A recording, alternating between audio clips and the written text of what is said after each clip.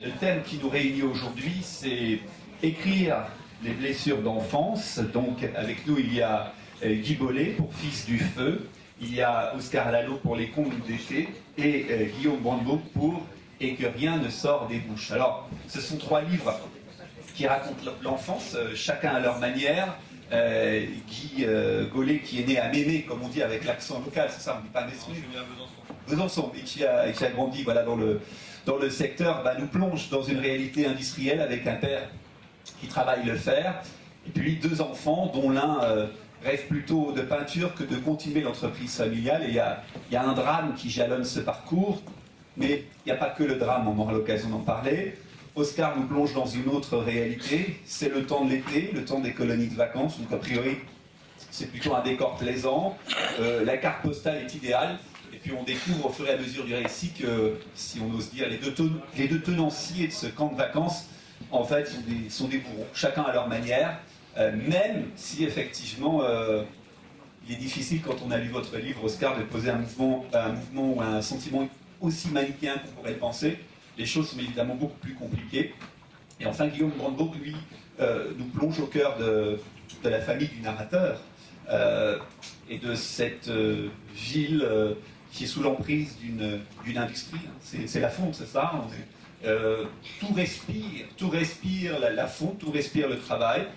Et l'enfant qui nous raconte l'histoire n'est plus un enfant, il est déjà grand, mais il se souvient de l'enfance à travers un drame, cette fois-ci la perte du frère, ce frère qui rêvait peut-être d'être danseur, chanteur, mais qui va faire comme le père et qui va se mettre lui aussi à devenir un homme machine.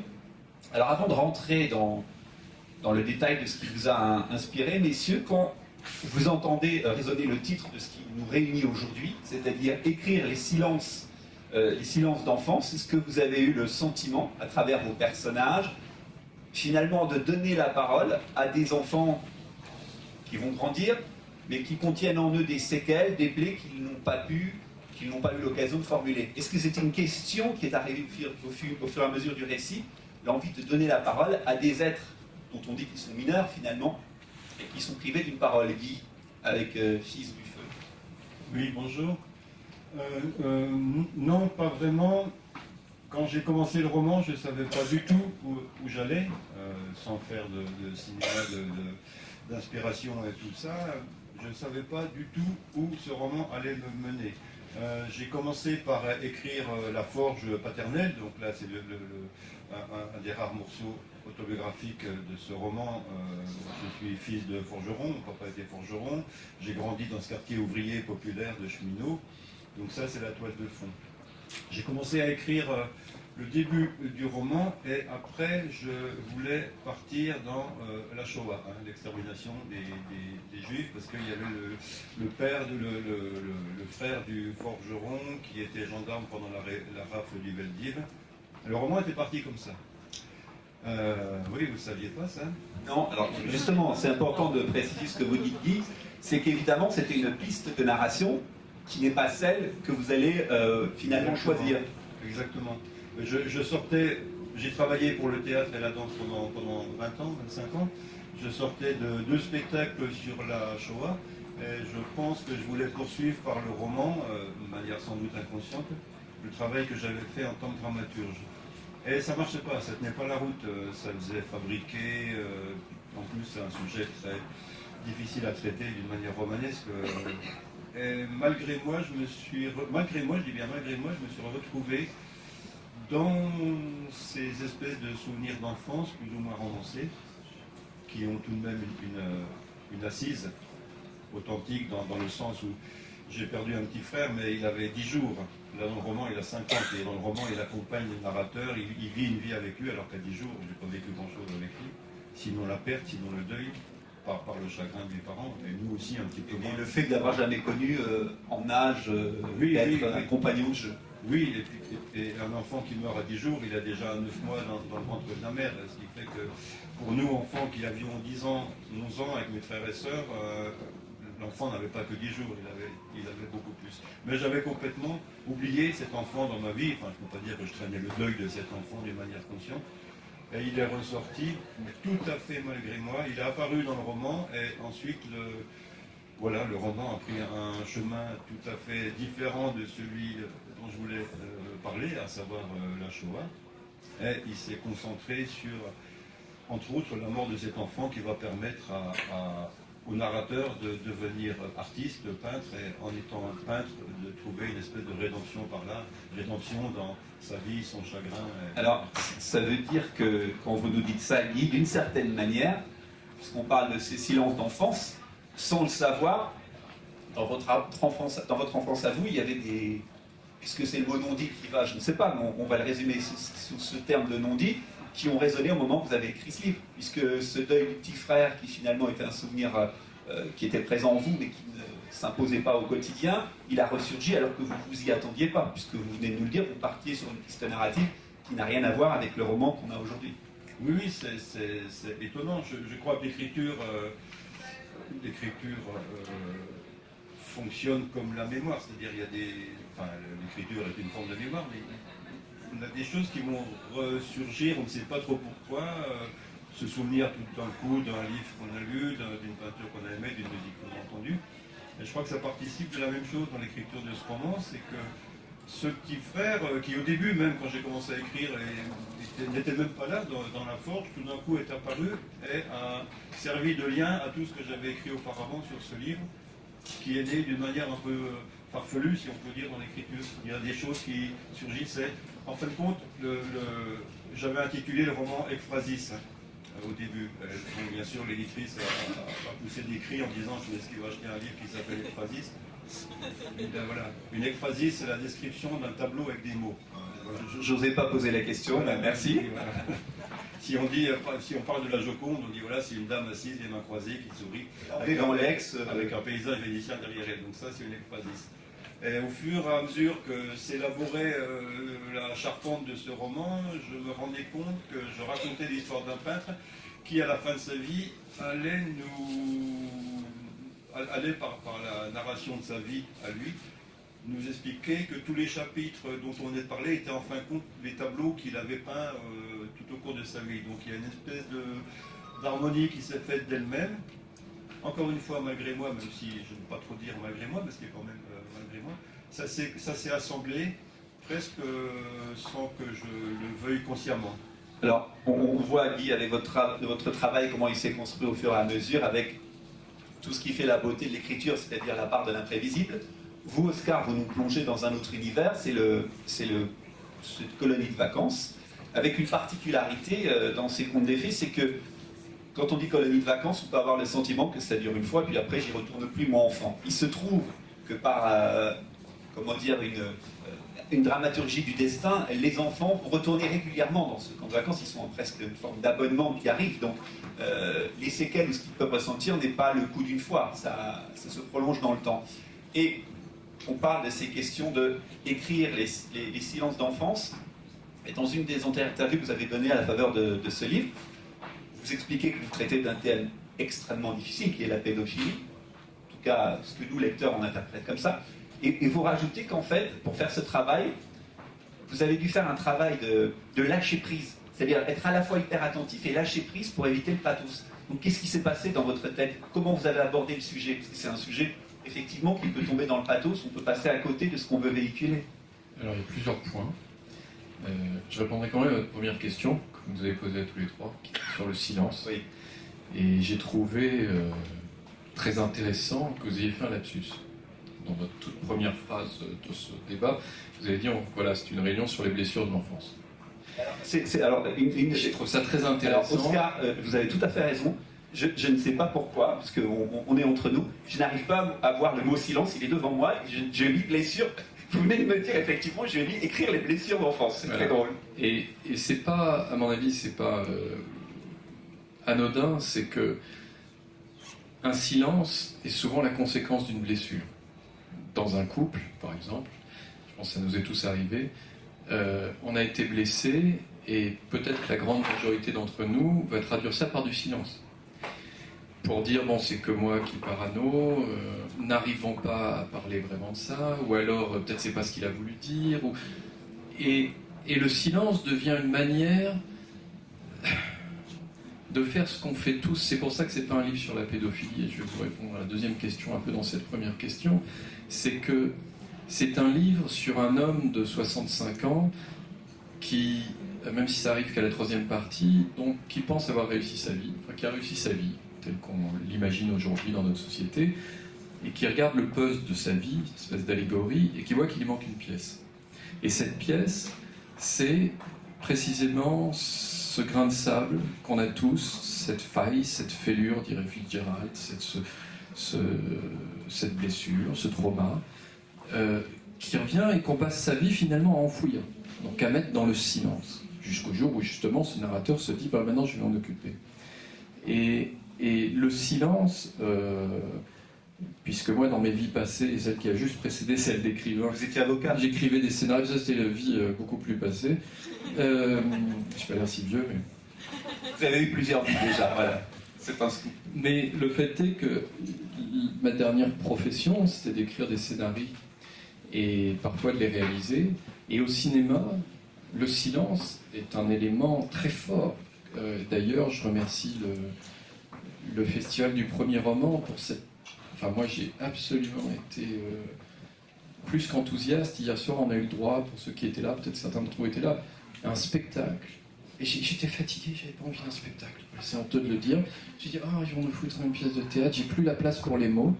Et c'est un spectacle où pas un mot n'a été prononcé. Et c'était sublime.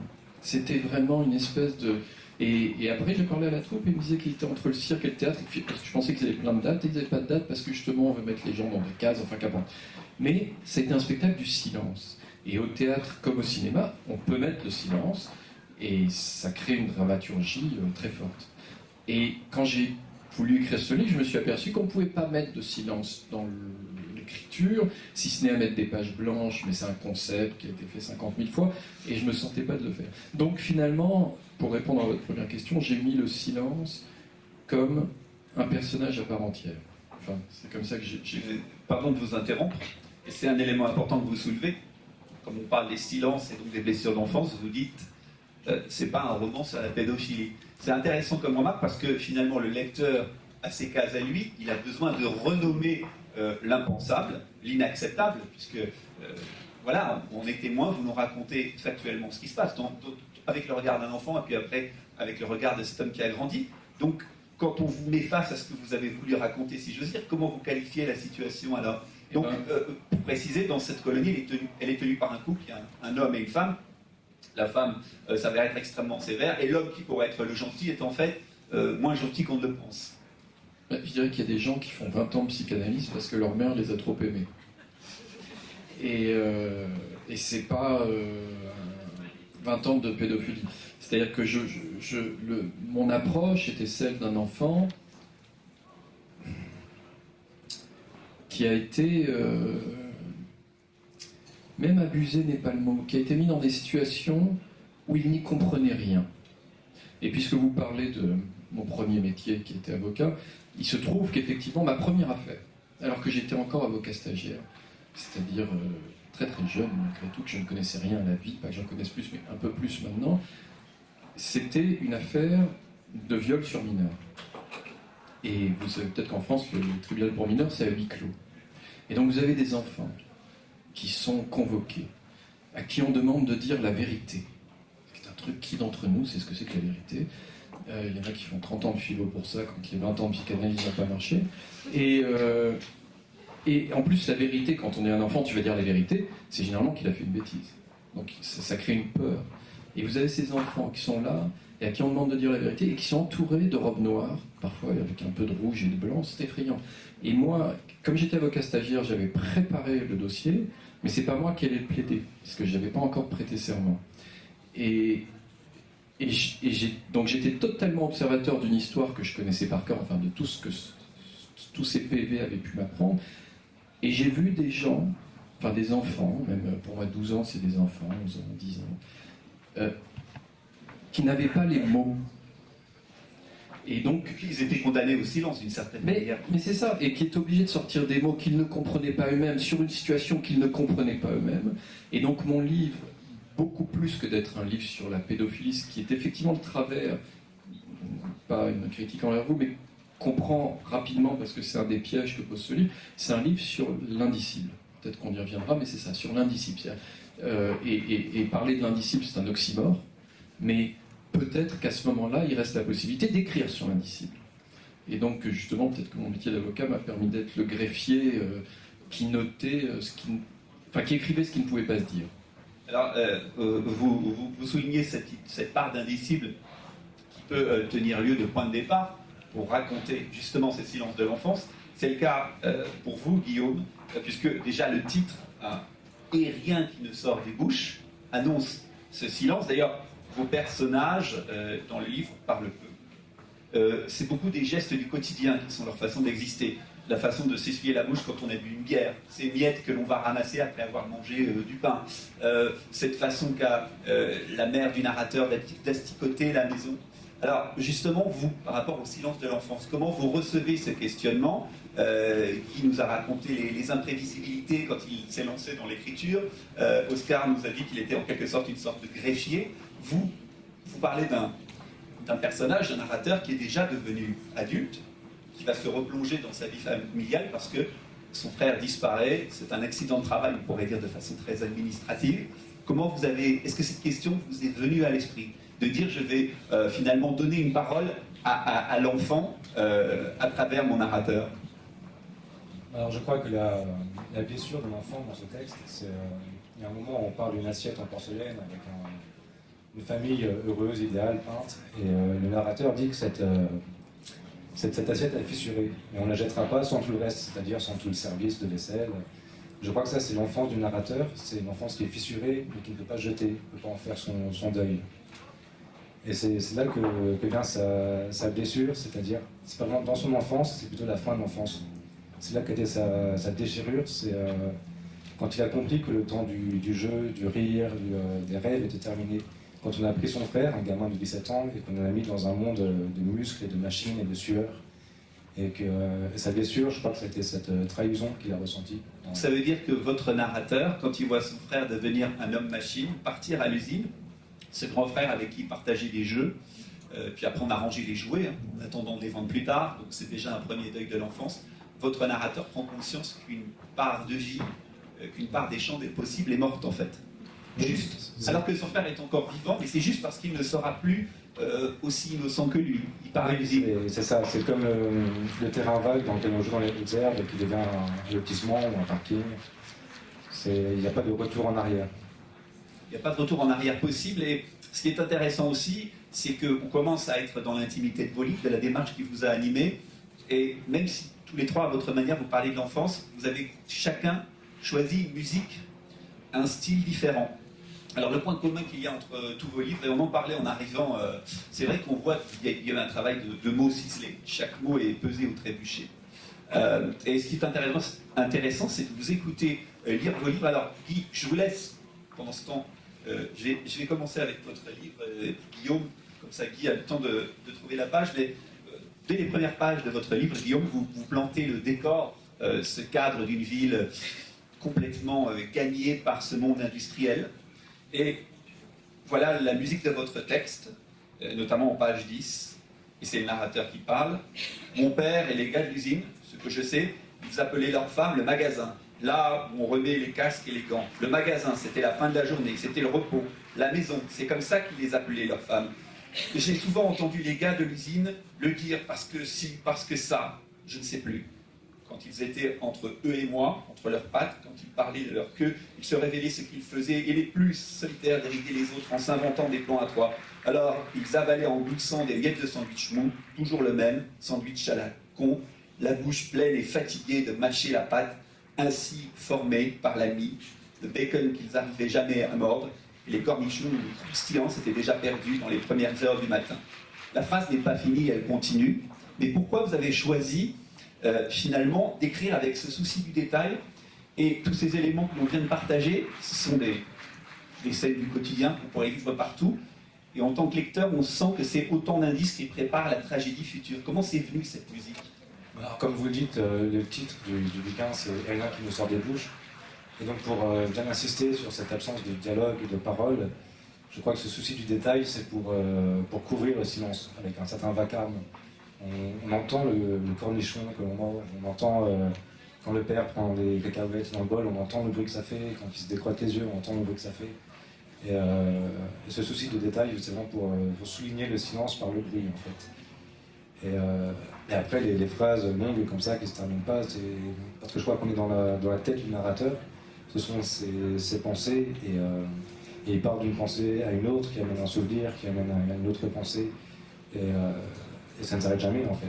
Est-ce que c'est aussi une manière de montrer dans ces personnages qui ne parlent pas, donc qui ne se relient pas à l'autre, que finalement leur plainte, leur état d'esprit est sans réponse? Parce que le silence, c'est le silence qu'on peut avoir, mais c'est le silence de l'autre qui ne répond pas en face. Ils sont presque enfermés dans leur propre pensée. Est-ce qu'il y a ça? Je pense, je suis dans ma situation, mais il n'y a personne en face pour partager. Oui. Vous n'êtes pas obligé de dire oui. Si, non, mais... En fait, c'est qu'est-ce que le silence? Parce qu'il y a plusieurs silences. Ça peut être très beau, un silence aussi. C'est pas forcément un endroit où on se cache, pour penser une blessure. C'est aussi un endroit, c'est le calme, c'est la tranquillité. Là, c'est une autre forme de silence qu'on appréhende avec vous. C'est une autre forme de silence. C'est le silence plus comme forme de résignation, je pense. Mais qui peut aussi être le comble de la parole. Le silence, c'est quand on n'a rien à dire, mais c'est peut-être aussi quand tout est dit. Il est peut-être déjà trop tard. Alors, on parlait de la musique des livres que nous partageons cet après-midi. On va partir au début de votre ouvrage, Guy. C'est ce qui permet finalement au lecteur de rentrer dans l'univers de Fils du Feu. Et vous avez choisi de nous lire le début, Oui. cette prise de contact avec la réalité que vous décrivez. Puis on parlera justement après avec vous, puis avec Oscar également, de la façon dont vous avez travaillé pour mettre en musique cette histoire. Donc c'est à vous, Guy, on vous écoute. D'accord. Je vais lire le chapitre 1, il y a 2 pages. Voilà, rassurez-vous. Un petit chapitre. Il y a un petit texte en exergue, je commence par celui-là. Les scansions de l'enclume forgent l'alexandrin. Les rythmes des marteaux sont ceux du cœur humain. Ça cogne, ça tape, ça claque, ça broie, ça bat. Et déjà l'oppressant, lorsque l'on a 5 ans, qu'on n'en a pas fini avec nos ventricules, nos lyrismes hugoliens et nos histoires d'amour, tant qu'il restera de la braise et du coq en fusion au creux de nos veines caves, tant qu'on aura la force de forger des armures pour protéger l'adulte, ce roitelet débonnaire sommeillant sous l'enfance. Chapitre 1. Souvent, il arrivait que papa et Jackie martèlent de concert. Pas un mot, pas un cri, juste des souffles mêlés comme font les amants. De lourds coups sur l'acier, de petits sur l'enclume, en rythme cadencé, sorte de concerto pour enclume et marteau, où la basse continue n'était autre que celle de leur respiration. Et puis, ces escarbilles, petites étoiles filantes que chacun d'eux apprivoisait pour qu'elles n'aillent pas, comme des baisers voraces, mordre le corps de l'autre. Et assis sur un banc ou sur un tas de ferraille, un enfant de 5 ans regarde leur poitrail, écoute leur silence dans cet orage d'acier, et ne croit plus à rien, ni à Dieu, ni à diable, ni à tous ces héros que déjà il pressent, puisqu'il sent bien, ce gosse, qu'il arrive à la ville parfois à défaillir, ou simplement faillir, et qu'il faut, certains soirs, pour supporter son poids, accepter les légendes et les mythes qu'ont inventé les hommes afin de s'endormir un petit peu plus grand et à peine moins mortel. Heureusement pour eux, foin d'Ulysse, de titans, de dragons flamboyants et de dieux en jupettes plus ou moins ridicules, il les a sous les yeux, ces lards de pleine chair qui dressent des éclairs et créent des épopées avec chaque barre de fer. L'odeur de la limaille, du fer chauffé à rouge, du fer chauffé à blanc, l'odeur des corps en sueur qui parfois s'effaçaient derrière la fumée blanche, l'odeur des grains d'acier en gerbes brésillantes, l'odeur même des marteaux, masses, pinces, massettes, et l'odeur de l'enclume qui les recueillait tous. Papa et Jackie ferronniers d'art. Ils maîtrisaient le feu, mais ignoraient Vulcain, Prométhée et Wotan, Zeus ou Héphaïstos. Les dieux du Valhalla, d'Olympe ou de l'Iliade leur étaient inconnus. Même Saint-Éloi, patron des forgerons, ne les concernait pas. Ils étaient incultes, c'est-à-dire intelligents, mais sans les livres capables de leur nommer soit cette intelligence, soit cette inculture. Ils s'en moquaient de tout cela, des 3 divinités, des 4 horizons, des 12 travaux d'Hercule, des 1000 et une nuits. À quoi bon s'inventer des dieux de pacotille quand on en a sous la main et que l'on parvient, à coups brefs et précis, à leur donner la forme que l'on veut. Pas besoin de légendes, ils se créaient la leur, façonnant dans l'acier les mots pour la chanter. Et l'enfant de 5 ans, lorsqu'il lui adviendra plus tard, beaucoup plus tard, d'apercevoir Tarzan sautant de liane en liane en se frappant le torse à grands coups de battoir, pour ne rien forger d'autre qu'un long cri ridicule, rira comme un beau diable, s'il est vrai qu'il s'avère dans l'Hadès ou ailleurs qu'un diable puisse être beau. Merci Guy pour cette lecture. Vous posez le cadre du début du livre, et dans ce cadre, finalement, c'est une scène idéale. Il y a le bruit, évidemment, des outils. Et vous mentionnez ce personnage important du roman, c'est Jackie, finalement. Oui. Cette force de la nature, enfin, en tout cas, on ressent comme un héros, qui peut être un héros pour un enfant. Et on a l'impression que Jackie, c'est un point d'ancrage dans ce qu'on pourrait appeler, entre guillemets, la normalité au départ. Est-ce que vous avez choisi justement, avant d'arriver à ces blessures, à ce qui va changer votre héros, qui va vouloir lui faire embrasser une carrière artistique, de commencer justement par ce cadre normalité? Parce que finalement, il est assez touchant, il est assez chaleureux, ce cadre. Alors, bien sûr, c'est un monde ouvrier, c'est un monde de travail, c'est un monde d'hommes, mais somme toute, il y a quelque chose de rassurant. Comment vous avez conçu cette ouverture?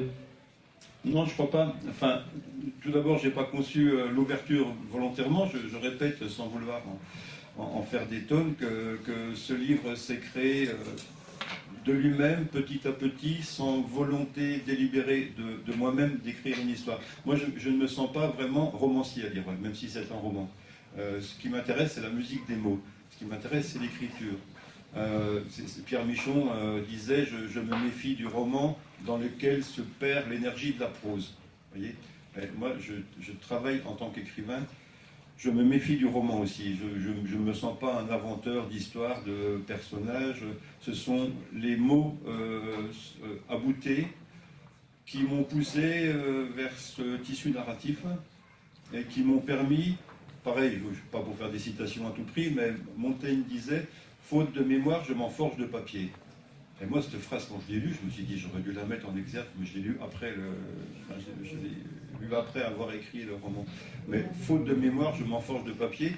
Ça veut dire qu'en écrivant, on va retrouver une mémoire non seulement perdue, une mémoire réinventée, mais on va se rapprocher d'une certaine vérité, sans doute d'une manière beaucoup plus peut-être pas plus proche, mais non plus réel, je sais pas trop. J'ai l'impression, moi je n'ai pas tellement de souvenirs en fin de compte d'enfance, de forge, tout ça. Bon, je me souviens que mon papa était forgeron, j'ai travaillé dans la forge, mais j'ai pas une mémoire vraiment, j'ai pas une très bonne mémoire pour ces choses-là, quoi. En écrivant, j'ai tout réinventé et tout retrouvé en réinventant. C'est-à-dire, je me suis ressouvenu de Jackie, ce personnage qui travaillait avec mon papa, que j'avais aussi un petit peu oublié. Et tout est revenu grâce aux mots, grâce à la magie, le mystère des mots. La mémoire n'était plus silencieuse en quelque sorte. Elle s'est remise à parler, même si vous recréez. Oui, parce que ça m'est même... avant ce roman, j'avais travaillé pendant bien 30 ans sur un autre roman, enfin, pas d'une manière staccanoviste, mais j'avais fait 40 versions d'un roman qui racontait l'histoire de mes parents qui montaient des opérettes dans la cuisine. Donc nous, c'était un quartier très populaire. Mes parents étaient fous d'opérettes. Ils montaient pour les voisins du quartier une opérette dans la cuisine. Ils se déguisaient avec juste une robe de chambre et faute moustache et tout ça. Et moi, je mettais sur les disques vinyles, on choisissait les plages des morceaux. Voilà. Et je m'étais mis en tête de raconter ce moment de ma vie que j'avais beaucoup aimé. L'opérette, et j'ai fait 40 versions. Enfin, je ne vais pas compter, on va faire un chiffre rond, vous voyez, 40 versions. Puis au bout d'un moment, je me suis dit qu'il fallait quand même lâcher l'affaire, que je ne vais pas passer ma vie à faire un truc qui était nul. Il n'est pas publié en fait ce roman de... Non, parce que les 40 versions sont nulles. Enfin, vraiment, je n'ai même pas proposé aux éditeurs tellement c'était nul parce que j'arrivais pas. Le problème, c'est que j'étais trop près de la vérité. C'est comme vous disiez tout de suite, la vérité, il suffit, on a tous des frères et sœurs, enfin des amis, si on raconte ensemble quelque chose qu'on a vécu, il y aura 15 versions différentes, il n'y aura pas une vérité. La vérité, sitôt qu'on l'a vécu, elle est morte. Donc, je crois que ce roman est né de l'impossibilité de raconter l'autre, de décrire l'autre, mais dans l'autre, ce qui est incroyable, alors que je parlais du quartier, de ce quartier qui est décrit dans Fils du Feu, il y avait à peine les locomotives, mais il n'y avait pas la forge, il n'y avait pas le petit frère mort, il n'y avait pas tout ça. Et eux, ils ont surgi, peut-être, ils m'ont poussé comme ça, une espèce de truc souterrain. Ce qui est intéressant dans ce que vous dites aussi, mais peut-être qu'on y reviendra, c'est que cette enfance avec des parents qui aimaient l'opérette, c'est peut-être un peu résumé de façon très caricaturale, c'est plutôt des moments heureux et des moments de bonheur. Bien sûr. C'est bien connu cette équation qui dit finalement ces moments heureux, on peut s'amuser à les décrire, à faire des mots ciselés, mais d'une certaine manière, une fois qu'on a loué le talent de ces gens à faire l'opérette, qu'est-ce qui reste? En fait, il n'y a pas de silence, toute cette joie, elle s'exprime. Et c'est peut-être ça aussi qui explique que vous partez sur d'autres chemins. On y reviendra sans doute. Mais tout à l'heure, j'ai noté une petite phrase dont je vais me resservir, que vous avez dit, on s'arrangera pour les droits d'auteur. Oui, bien sûr. C'est ça? Vous êtes témoin. Hein. Ah oui. Non, mais vous avez parlé de dramaturgie du destin. Alors moi, je trouve ça très nietzschéen, hein, un mort fatigue, ton destin et tout ça. Mais qu'est-ce que c'est que la dramaturgie du destin? De quoi sommes-nous responsables dans notre cheminement? Enfin, quel hasard destin, etc. etc. C'est intéressant de vous soulever parce que c'est une question que posent vos livres aussi. Oui. C'est finalement les enfants que vous décrivez, qu'ils soient devenus adultes ou qu'ils soient encore enfants au moment où le livre se déroule. On se demande de quoi ils sont acteurs finalement. Et c'est un sentiment de lecteur. Après, ça nous ramène à notre propre impuissance finalement, à se dire qu'on est vraiment finalement pas impliqué dans les choix qui arrivent et même dans les défauts ou les qualités dont on aurait hérité suite aux situations que l'on vit. Donc vous voyez que derrière les silences de l'enfance ou les blessures, on est transporté assez loin. Et justement, pour saisir finalement que chaque roman a son style, a sa musique, on va avec vous, Oscar, revenir à ces contes des fées. Vous avez bien précisé, on le redit, que c'est plus l'histoire d'enfants soumis à des situations qu'ils n'arrivent pas à qualifier. C'est vrai qu'en droit, on peut qualifier, là, ils ont du mal à mettre des qualificatifs. Et donc, on va écouter comment vous racontez à quel passage se situe la lecture que vous voulez nous faire. J'ai pris un passage, donc il y a 4 parties dans ce roman. Le train, le home, le puzzle, qui est quand on découvre qu'en fait le narrateur, c'est cet homme de 65 ans, donc c'est une espèce de flashback a posteriori. Et le coma qui est en fait la sortie du coma, grâce à ce travail de résilience. Et j'ai pris là un passage, puisque je ne savais pas que j'allais dire quelque chose, où je reprends exactement où je vous ai laissé, qui était sur écrire le silence. En fait, l'écriture comme point ultime espoir d'arriver à écrire le silence. Il fallait libérer, par l'écriture qui sort des doigts. Tant d'années incapable de s'écrire, ce livre a fini par se taper. Il fallait la violence des frappes. Il fallait que les 10 doigts s'immiscent. Chacun d'eux avait son mot à dire. Car il suffit que je les pose sur un clavier pour qu'ils se mettent à danser. Et avec mes yeux qui ont tout vu il y a si longtemps, j'observe. Et j'apprends de mes doigts l'origine de ma blessure. Ils tapent, et moi je respire. Ils tapent, et je sens mieux mon poids d'enfant. Ils tapent, et je saisis pourquoi j'ai arrêté, cassé, détruit. Ils tapent, et je comprends pourquoi j'ai toujours interrompu les femmes qui m'aimaient. Ils tapent le jour car il n'y a plus une seconde à perdre. Ils tapent librement car j'ai organisé ma vie pour ne plus avoir à rien faire d'autre que les laisser reconstituer seule cette enfance, sans les reprendre en main. Ils tapent la nuit aussi, ce qui demande plus de courage car la nuit le silence et la solitude écrasent. Et pourtant c'est là qu'ils défont les nœuds les plus serrés et découvrent ma peine dans ma cage thoracique. Impitoyable est leur chorégraphie car sans rature. Et je fais une petite incise. Est-ce que certains d'entre vous ont lu Le Scaphandre et le Papillon? C'est le livre de ce type qui travaillait chez Paris Match et qui a eu ce qu'on appelle le locked-in syndrome et qui n'avait plus que l'œil gauche pour communiquer avant qu'une infirmière s'en aperçoive. Alors là, vous imaginez, on parle de plonger dans le silence et qui a écrit un livre de l'œil gauche. Mes doigts, et c'est un petit hommage que je lui rends, mes doigts sont le papillon léger qui semble butiner sans suite, l'une après l'autre. Les lettres dont la lecture me livre ensuite le secret. Mes doigts battent précis, à la vitesse où bat l'œil gauche d'un scaphandrier borgne à moitié sorti de son carcan, pour raconter ce qu'il a vu. L'œil droit était bloqué par l'oreiller ou par la main de l'homme. Mon papillon est une femme. Sa trompe fine est allée au fin fond aspirer pour moi les gouttes des premiers mots. Seule sa providentielle délicatesse pouvait, au prix de cet exploit, me hisser hors de ce locked-in syndrome, où j'avais été coincé dès l'aube de ma vie. Puisé par cette femme au flot des larmes non versées, mes mots, naufragés, perlés, intacts, auront réhydraté ma douleur desséchée. Merci pour cet extrait qui se situe donc à la fin du livre. Oui. Ce qui est intéressant quand on vous écoute, Oscar, c'est que au fil du livre, vous parlez à un moment de cette notion de réparation. Et ça pose la question finalement de ces traumatismes, de ces douleurs qui ont été vécues, et après, qu'est-ce qu'on en fait? La question est un peu brutale, mais c'est vrai. vous, en lisant le livre, on a le sentiment en fait qu'on ne s'inscrit pas dans une question de savoir s'il faut pardonner ou pas. La question est autre chose. Il peut y avoir un plan juridique, effectivement, mais et la prescription court. Donc, vers quoi on tend? Finalement, c'est le fait d'avoir réussi à cristalliser, votre narrateur a réussi à cristalliser ce qu'il a vécu, qui est déjà une forme de réparation pour lui. C'est-à-dire qu'on parlait de tableau avec Guy tout à l'heure, à en faire un tableau, évidemment un tableau monstrueux, qui peut effrayer, le tableau de ce qu'il a vécu dans sa colonie. Qu'est-ce qui fait de ça? C'est le fait de l'avoir saisi, d'avoir mis des mots dessus, qui est déjà une étape dans la réparation. Alors, je crois que le silence a son rôle à jouer. Je dirais qu'il y a plusieurs modes de réparation aujourd'hui dans notre société. Il y a le psy, il y a la méditation, il y a l'amour. Mais j'ai le sentiment que la méditation, c'est peut-être, ça me vient maintenant, ce qui se rapproche le plus, puisque la méditation, c'est précisément d'être en silence et en observation. C'est-à-dire qu'on est l'observant et la chose observée dans le silence. Et ça crée une réparation, d'où surgit l'amour d'ailleurs. Parce que je pense que quand on est réparé, on peut transmettre de l'amour. Quand on est blessé, c'est un amour plus complexe et souvent le conjoint en fait les frais. Il y a un filtre négatif dans cet amour quand on n'est pas réparé. C'est clair. Et il m'a semblé que cette réparation, justement, ne peut venir que de soi, la vraie réparation.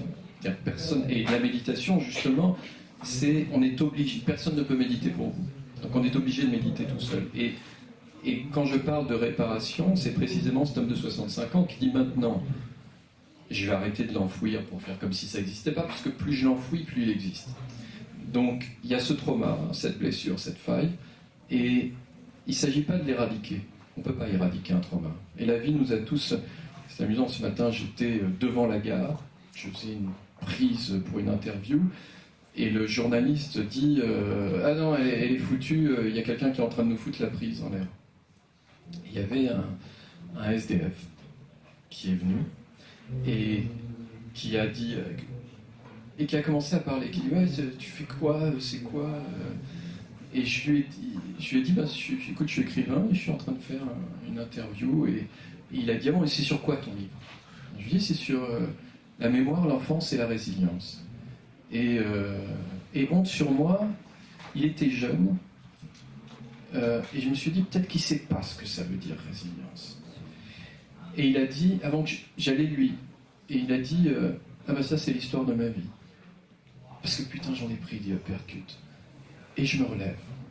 Et c'est la vie qui s'invitait dans ce... Donc il n'était pas en train de foutre la prise en l'air, il était en train de donner la meilleure interview qui soit, et c'était incroyable.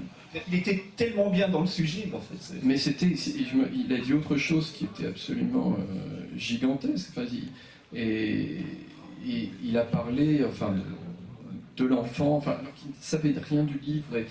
Et donc, ce que je voulais dire, c'est que on ne peut pas éradiquer le trauma, mais par contre, et c'est tout l'objet du narrateur et du livre, on doit, me semble-t-il, le mettre à sa juste place. Et qu'à ce moment-là, ce qui était une faille, une blessure, quelque chose sur lequel on dérapait en permanence, devient quelque chose sur lequel on peut se construire. Et que je pense que les blessures nous sont infligées, parce que je pense qu'on en a tous, que lèvent les mains ceux qui n'en ont pas eu. Voilà. Ça va. Donc il n'y a que des hommes, il n'y a pas encore d'autres martiens. Et on a eu ces blessures, je pense, précisément pour nous humaniser.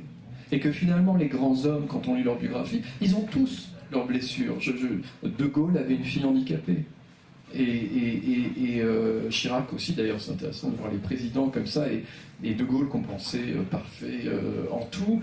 Peut-être que sa fille était sa chance, vraiment, précisément d'être humain, d'être profondément humain. Avec ce paradoxe qui consiste à se construire des failles quand on n'en a pas, en fait. À rechercher ce qui ne pouvait ne pas aller quand tout va trop bien. Donc effectivement, il y a ces espèces de données de départ. Il y a quand même dans votre livre, Oscar, vous jouez avec les mots, et de façon assez troublante, puisque vous avez parlé du home tout à l'heure. Le home, ça désigne quoi dans votre roman? Le lieu qui est censé accueillir les enfants, un lieu qui est censé être chaleureux. Comment vous avez trouvé ce nom? Parce que quand on entend Home, on pense Home, sweet home, un refuge, et qui dit refuge dit l'endroit où je peux baisser la garde, être enfin tranquille, respirer. Or c'est précisément l'inverse. Comment le mot de homme vous est arrivé, vous a été soufflé? Alors, c'est vraiment très important parce que c'est effectivement, dans mon cahier des charges, il y avait ne jamais rien montrer,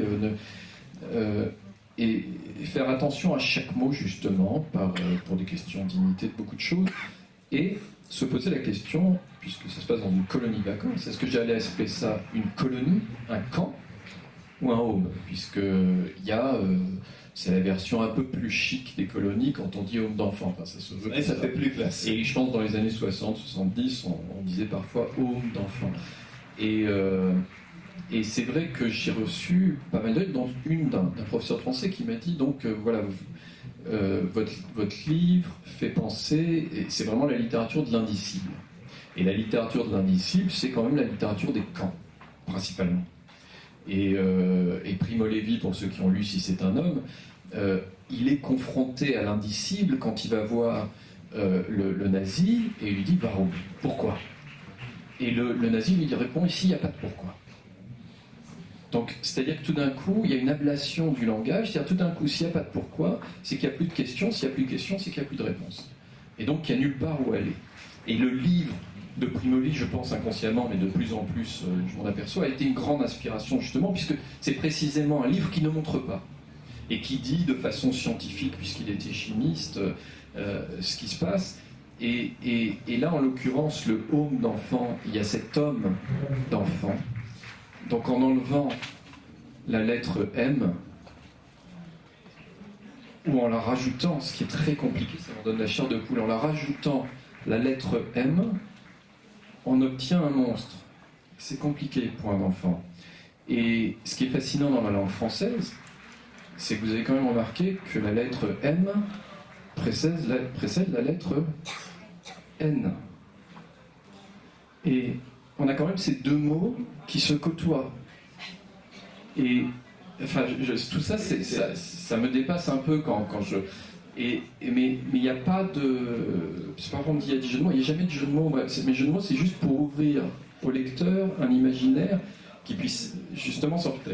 Et ce homme d'enfant qui s'est vissé dans ce home d'enfant, ben voilà. C'est vrai que quand on parle de jeu de mots, c'est plus finalement les mots trompeurs en fait. On est entre guillemets berné par le langage, puisqu'on reçoit les mots avec une première lecture et on s'aperçoit qu'effectivement derrière le mot, rien n'est dit, mais tout est vécu.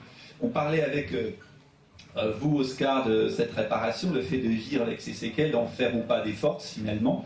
Comment vous voyez le sujet, vous, dans votre livre, Guillaume? Parce que il y a cet élément dans votre livre qui est intéressant, c'est que l'endroit où l'action se passe est complètement abîmé par la fumée de l'usine. En même temps, cette fumée de l'usine, cette pollution, elle permet aux gens de vivre et de gagner leur vie. Donc, autrement dit, plus de pollution, plus de gagne-pain. Donc, on meurt quand même, pour vraiment être très schématique. On l'a dit dans votre livre, peut-être à la différence des deux autres, c'est le silence qui sévit. Dans le livre de Guy, le narrateur va pouvoir finalement avoir une autre vie parce qu'il va se libérer, il va connaître la peinture, il va vivre ailleurs, dans une autre ville.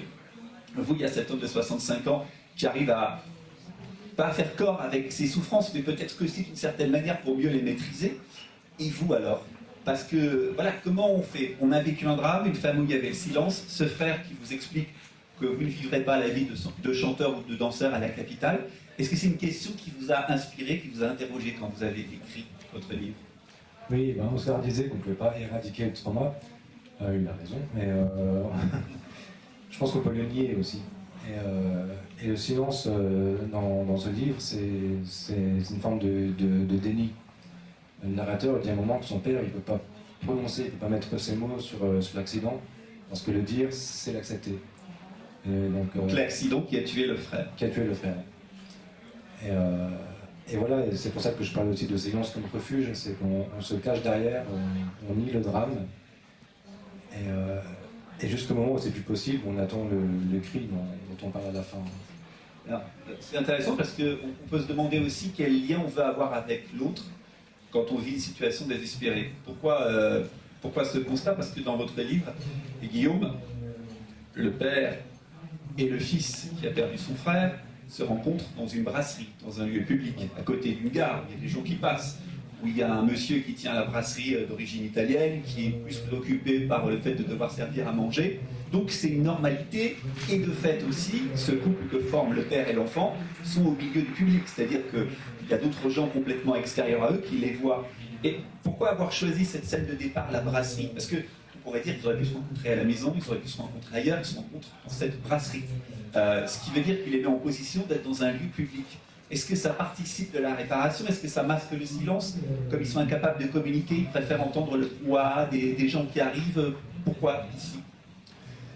Alors je crois que c'est pour les mettre mal à l'aise en fait.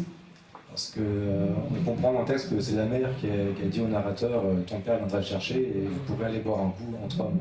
Comme si c'était une situation anodine. Voilà, comme si c'était complètement anodin. Et je crois que ça les met terriblement tous les deux mal à l'aise. Et la parole, c'est le privilège de l'être humain finalement, de communiquer d'une manière linguistique. Et la famille du narrateur n'est jamais comparée à des êtres humains. On les compare à des machines, à des animaux, à des outils, à des végétaux. Et le narrateur, on attend à un moment donné qu'ils se mettent à se parler, qu'ils redeviennent tous les deux des hommes. Et je crois que dans le texte, l'humanité ne revient pas avec la parole, mais avec les larmes en fait. Et avec le fait de partager des bières fraîches. Ça paraît étrange, mais finalement, cette mousse qui arrive, c'est la vie en fait.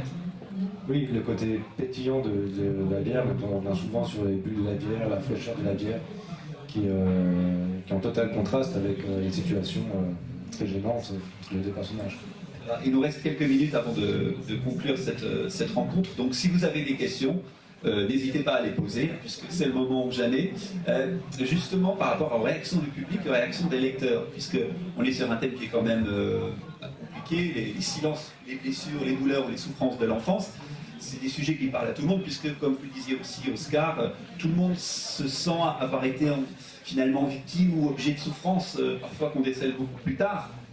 Est-ce que vous avez des réactions, Guy, de lecteurs, de gens qui se sont reconnus dans des destins? Comment? Parce qu'un livre n'est jamais reçu gratuitement, vous lui laissez vivre sa vie, vous livrez une part d'intimité ou pas, mais il y a des gens qui vont, sans que vous le vouliez d'ailleurs, comme on parlait des imprévisibilités de l'histoire, qui vont se sentir concernés. Est-ce que vous avez eu ce genre de réaction, de surprise? Énormément, mais comme il n'y a pas beaucoup de temps pour en parler, je ne peux pas parler de... Allez-y, c'est pas grave, racontez. Oui, donc énormément de mamans qui ont perdu leur enfant sont venues me trouver. Alors, ce n'est pas forcément le thème principal de mon roman. Bien sûr, il y a la perte de l'enfant qui sert un petit peu de moteur à tout ça, mais pour moi, ce n'est pas le principal. C'est plus un livre sur la rédemption par l'art. Mais surtout, le plus étonnant, c'est que dans le roman, il y a un moment qui fait un déni total de la mort du petit frère, qui continue à le faire grandir, à lui acheter des livres, à lui acheter des pantalons, à l'inscrire pour ses études, lui acheter des livres, il passe le baccalauréat, il lui fait un petit diplôme pour l'avoir et tout ça.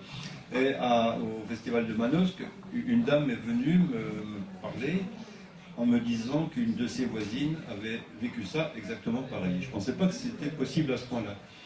Une dame a perdu un enfant et elle s'est mise à élever cet enfant comme s'il n'était pas mort. Donc, bien sûr, le déni total, mais au point où, après l'avoir promené en landau, elle l'a amené à l'école avec un sac d'école, etc. Exactement comme c'est écrit dans mon roman. Qui est un roman, voilà. Qui est un roman. De toute façon, moi, c'est un roman. Il y a la toile de fond est autobiographique. C'est l'histoire le narrateur a fait des études de lettres, j'en ai jamais fait. Il est peintre, j'ai jamais été peintre. Il est homosexuel, je ne me souviens pas avoir été lettre, etc. Donc c'est pas du tout. C'est un roman, voilà, c'est un roman. Et vous avez rencontré un écho inattendu dans la réalité, dans le vécu de gens, de lecteurs ou de gens qui avaient reçu le livre. Pire que ça, j'étais plus que surpris. Je ne pensais pas du tout que même des mamans qui n'ont pas vécu dans cette folie, mais qui ont commencé à vivre dans cette folie. Bon, j'ai rencontré aussi des forgerons qui m'ont parlé de la forge. Enfin, vous voyez, il y a eu plusieurs, énormément pas de niveau de lecture, mais à l'intérieur du roman, une dame qui est venue, qui me parlait des grenouilles, elle aussi, quand elle était petite. Il y a une grand-mère qui est particulièrement méchante avec les grenouilles dans votre livre. Elle n'est pas méchante, elle les mange. Oui, mais il y a un choix, je crois, qui passe par là. Oui, il y a un choix qui passe par là. Enfin, des gens sont venus me parler des grenouilles, d'autres sont venus me parler des draps en disant ah oui, nous aussi on faisait des lessives. Enfin, énormément de vieilles dames sont venues me parler de cette histoire de lessive. On passe de sujets très dramatiques à des sujets très quotidiens. Ça va de la mort de l'enfant au lavage de draps. Ce qui fait que j'ai eu un tas de réactions différentes et que ça n'en finit pas, parce que les festivals ne sont pas finis. Et je rencontre toujours des lecteurs Qui sont là aujourd'hui, voilà, qui sont là. Et alors vous, Oscar, parce que là aussi, on est sur comment dire, le contact ou le lien que va créer le livre. D'abord, il y a le titre Les Contes des Fées. Donc, si on ne sait pas de quoi parler livre, on ne sait pas vers où on va. Et puis, il y a des lecteurs qui vous contactent, qui ont travaillé sur eux. Comment s'est passé le ressenti? Je suis content d'entendre Guy dire ça parce que je pensais que j'étais unique. Et, mais en fait, vraiment, je rends hommage encore à ce festival. C'est pas pour leur cirer les pompes, mais c'est vraiment un festival particulier parce que l'activité de ce matin, c'était d'aller voir des artistes qui ont commis des œuvres à partir de la lecture de nos livres. Ça, c'est absolument fabuleux parce que c'est exactement comme un lecteur qui nous traduirait par l'image qu'on a écrit. Et moi, j'ai eu la chance il y a 3 artistes qui m'ont fait... Et c'est 3 œuvres totalement différentes. Et moi, donc c'est pour ça que j'étais content d'entendre que tu avais reçu beaucoup de courriers. Moi, j'ai reçu un courrier, enfin, à la fois le papier, mes mails et tout ça, et je les appelle mes baisers du matin. Parce que depuis que le livre est sorti, je reçois ça, et c'est comme si quelqu'un venait me donner un petit baiser au lit pour me dire... Voilà. Et comme c'est mon premier roman, je ne me suis pas senti écrivain, même quand il a été publié. Je continue à croire à une imposture, un faux truc, un cauchemar, un rêve. C'est des figurants dans la salle. Et dès que... Il joue bien. Et dès que j'ai eu ma première lettre de lecteur, j'ai compris que j'étais écrivain. Et j'ai reçu des lettres absolument bluffantes, des lettres et des retours. Non, c'est pas toi qui dis ça. À Rennes, au Festival Rue des Livres, un joli festival aussi, il y a un monsieur qui est venu et qui m'a dit « Ah, j'ai lu votre livre, j'ai beaucoup ri. » Et j'ai regardé, j'ai dit c'est pour la caméra invisible. Et il m'a donné son point de vue. Et j'ai pris conscience, ce dont maintenant je suis convaincu, qu'en fait, et c'est la beauté de la littérature, c'est vraiment comme disait je crois, la femme de la région, qu'en fait c'est un objet qu'on prend, qu'on va lire dans notre lit tout seul. Enfin, il y a un rapport au livre. C'est pour ça que la tablette marche moins bien. Je sais pas, c'est le papier, enfin tout cet objet. Et en fait, on crée une relation extrêmement intime avec une personne qui, en plus, parce que ça, je ne crois qu'à ça, quoi qu'on raconte, comme disait Mauriac, c'est un roman, c'est-à-dire que tout est inventé, on parle que de soi. Et c'est ça un peu qui se passe. Et la personne prend ce livre, et finalement, j'ai réalisé que chaque lecteur avait sa lecture, en tout cas de mon livre, et je pense de tout livre. Et donc j'ai eu ce monsieur qui a beaucoup ri, et qui me l'a écrit en plus après. J'ai eu une femme qui m'a dit j'ai tout compris, je me comprends mieux, merci. C'était très, très étrange. Et j'ai eu aussi un monsieur qui m'a écrit, qui m'a beaucoup aidé, c'est complètement fou, sur la façon de parler de ce livre, puisqu'il m'a dit, voilà, votre livre, etc., que des mots gentils que je ne vais pas redire. Et il a dit, mais ça m'a fait penser à 2 livres, Jean Grenier, Les Îles, qui est un très beau livre que je vous conseille, et Jean Clair, je ne m'en souviens plus de quel livre, et il parlait de ce voile, enfin de ce drap de l'enfance qui nous couvre, qui nous empêche de voir exactement ce qui est, et que finalement il n'y a pas d'âge, pour ceux qui ne s'y seraient pas encore mis, pour l'enlever et regarder ce qu'il cache. Et donc finalement les lecteurs, il y a même un monsieur qui m'a dit « Ah bah écoutez, merci, j'ai reconnu Gérignos, je savais qu'un jour quelqu'un se lèverait pour parler de cette colo. » Et j'ai été obligé de lui écrire, il ne s'agit pas de Gérignos, mais de tous les Gérignos qui existent. Et voilà, qui existent. Mais il y a vraiment eu ça, et finalement, petit à petit, je me suis aperçu que chacun avait sa lecture, et qu'il ne fallait surtout pas s'immiscer en tant qu'auteur dans cette... Et c'est pour ça, je crois, qu'on est très déçu quand on va voir le film d'un livre qu'on a aimé. Parce que le réalisateur, il vient et il vous plaque sa lecture du livre en images. Et voilà. Ce qui veut dire aussi que le titre de notre rencontre sur les silences de l'enfance est bien trouvé, parce que ce silence, chacun va lui mettre la musique qu'il veut. Mais c'est un bruit, mais un silence peut mais faire... moi, je vais aller plus loin. Je vais aller voir mon éditrice et je lui ai dit, je veux pas d'illustration, je veux pas de photo de moi, et je veux pas de 4e de couverture. Donc j'ai perdu sur tous les tableaux, Oui, mais pour ceux que ça intéresse. Et parce que je voulais que le rapport entre le lecteur et le narrateur, enfin, et moi, soit complet, qu'il n'y ait pas d'intervention. Parce que, et le pire, je vous le dis parce qu'on est dans un salon et ça risque de se passer, ne me faites pas cet affront, c'est que vous avez une personne qui vient vers vous. Donc tout le monde est dans une situation extrêmement inconfortable. L'écrivain, parce que nous on aime écrire, on n'aime pas vendre. Et en plus de vendre son livre, on ne peut pas dire c'est génial. Donc on est là sur un étal de marché, avec des gens qui viennent et qui sont un peu timides aussi. Donc on a 2 timides qui se rencontrent. Alors ça peut être l'amour fou, mais généralement ils ne se rencontrent pas quand c'est 2 timides. Et les gens, quand ils approchent, alors c'est là où mon éditrice a raison, ils approchent parce qu'ils voient un petit garçon avec une valise rouge. Et que je pense que c'est ça qui déclenche, parce que quand on est primo-romancier, par définition, personne ne vous connaît. Donc vous êtes là, par chance, si quelqu'un demande des toilettes, vous pouvez avancer, c'est pourquoi, et à ce moment-là, leur lancer le livre. Et qu'est-ce qu'ils font après? Enfin, je pense que vous avez vécu ça, ils tournent et ils lisent la 4e de couverture. C'est-à-dire ils lisent la seule partie du livre qu'on n'a pas écrite. Et avec laquelle on n'est pas toujours en accord, comme c'est mon cas, je me suis ouvert de ça avec l'éditrice.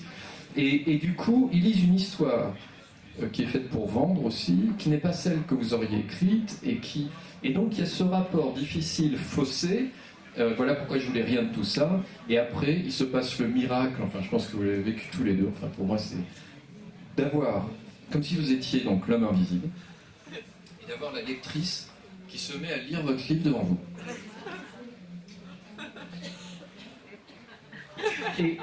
Et là, moi, c'est un moment de suspension du temps, et parfois ça prend du temps, et c'est fabuleux. c'est une belle. Parce qu'on voit jamais son lecteur en train de lire. Ça serait drôle d'ailleurs si on pouvait. Oui, ça ferait beaucoup de connexions.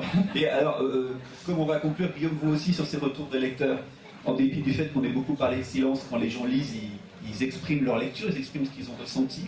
Comment... Oui, alors je vais prendre 2 exemples. J'ai une dame qui est venue me voir et qui m'a dit, écoutez, mon mari travaille à l'usine, mon fils travaille à l'usine, mon frère travaille à l'usine, mon grand-père travaille à l'usine, mon père travaille à l'usine.